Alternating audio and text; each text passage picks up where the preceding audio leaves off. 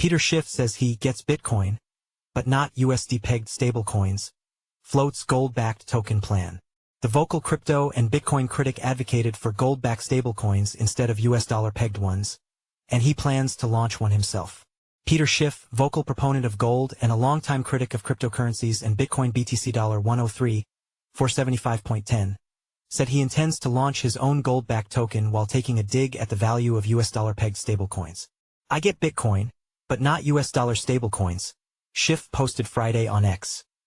If you're going to introduce a third-party custodian, why settle for a token backed by a flawed fiat currency like the dollar, when you can own one backed by gold? In a reply to a user who encouraged him to launch a gold-backed stablecoin, Schiff confirmed, "They already exist, but I do intend to launch my own."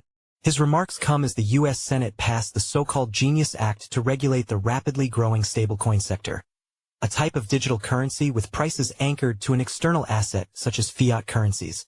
The stablecoin market mushroomed to over $260 billion, with Citi forecasting that it could become a $3.7 trillion asset class by the end of the decade. These tokens have become a key piece of trading infrastructure and are increasingly popular for cross-border payments and remittances.